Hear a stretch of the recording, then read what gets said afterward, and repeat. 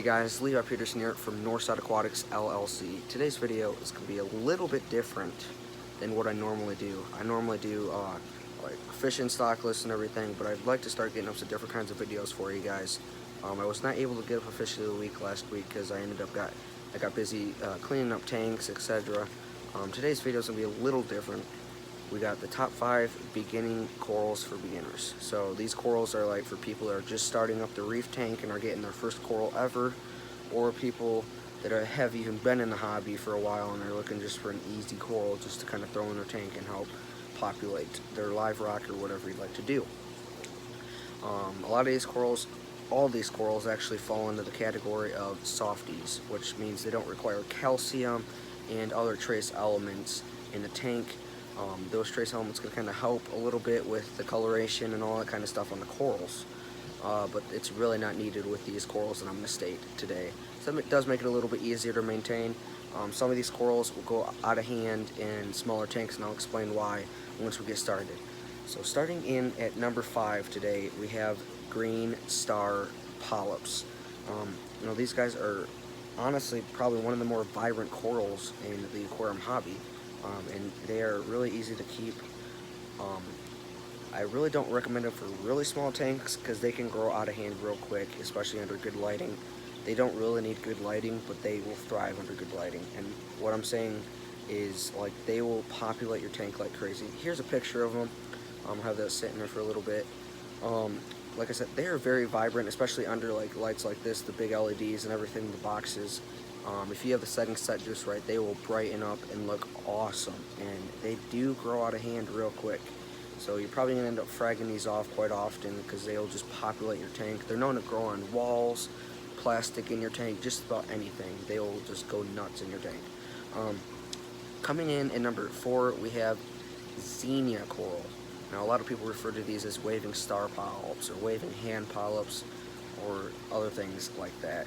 Now, one thing about these is, in the smaller tank especially, they will grow out of hand real quick, and I have personal experience with that.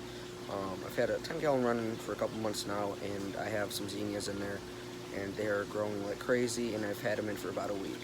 So be aware of that when you purchase these, and definitely look into your corals. Here's a picture of them. Zinnias are actually really cool to keep. There's actually lots of different color morphs out there now that we got captive breeding going and everything for them, and they're really cool to watch them close and everything. It literally looks like this underwater. It's really cool. But like I said, they do grow out of hand quick, so I'll probably end up fragging those off. And I heard of some people getting it so bad that they just pull it off the side of their tank and simply throw it in the trash or dispose of it because they just get sick of it going crazy in their tank. They really don't need good lighting. It's really not a big issue with these corals, but it's recommended to have decent lighting because they'll grow like pretty well, and they are awesome corals to have in your tank. Coming in at number 3, we have zoanthids, or zoas. A lot of people refer to them as zoas. Paleozoas are going to fall into this category also, so I'm kind of going to talk about a little bit about both. There's lots of different color morphs. This is a very vibrant color right here, and they populate your tank really well. One thing I do want to tell you guys right now is zoas and pallies, and some more than others, some different species, they carry palitoxin. Now, which is a toxin, like if you get it in your eyes and stuff, it'll get really irritated, or on your skin and stuff like that. And you probably will end up having to go to the hospital and seek medical attention as soon as possible, because it can get really bad, and there's been some deaths from zoas and pallies and stuff. Not as much zoas as pallies, but it is still possible, so you do want to be careful, especially when fragging them off and everything. So just be aware of that, and be careful handling any corals, because there's other corals that have toxins and stuff too that can end up injuring or even killing people. Coming in at number 2, we got mushroom corals. Now, there's lots of different kinds of these. Disco mushrooms, Superman mushrooms, bounce mushrooms are actually really popular right now. Really don't know why. They're kind of a little bit weird. They almost have like big tumors on them. Here's a picture of bounce mushroom. Those are really, really cool.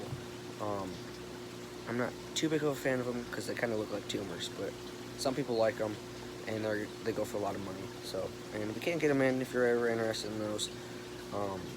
And if you're interested in any coral, for example, just let us know and we'll try to pull it in for you. These guys are really easy to keep, though they're mostly synthetic and you can feed them.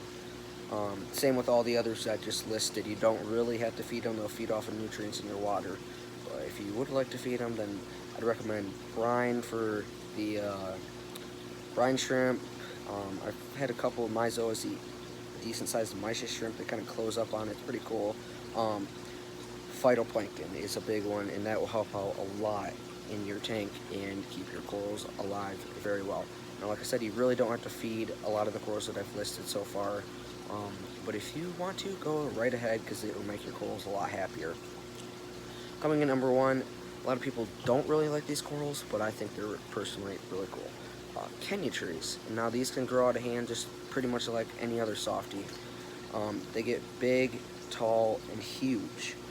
And they're really easy to keep. They do require a little bit of feeding. Now you feed these phytoplankton and other kind of things like that. For lighting, they kind of need moderate to low lighting. They're right in that range. So you do kind of want some decent lighting for these guys so they can thrive in your tank. And here's a little picture right here. They're actually pretty cool. They come in different colors. A lot of people actually get them mixed up with carnation corals. Carnation corals I do not recommend for beginners. Yes, they are one of the more vibrant of soft corals, like pretty much the most vibrant of any soft coral there really is. I just don't recommend those for beginners because they require constant feeding. I eat a lot. Constantly stocking your tank full of phytoplankton for them to eat and microorganisms. So they are cool to keep, but I really just don't recommend them for beginners. That's really about it. There's actually lots of other softies. We have a couple in the tank right here. We're kind of a little bit wiped out. We should be getting an order in hopefully this week. We got a couple mushrooms. These are both disco rocks right here. Leathers. There's a little bit of a Kenya tree down in the mushroom bin. There's lots of mushrooms in there. Let's see. Toadstools. And I think that's about it for the moment. We have some zoas right down here, and kind of a mixture of different kinds of stuff. But we should be getting some more coral this week. We got our LPS and SPS over in there right now. This tank is going to be set up for SPS real soon as we get the lighting for them. So, really excited. We're starting to grow out our coral section a little bit.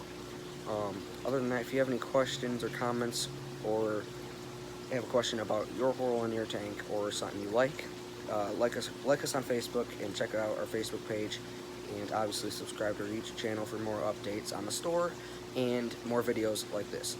So thanks for watching this video. I really hope you enjoyed it. Stop by soon. Check us out. We are constantly changing things to make things better for our customers. We'll see you in the next video.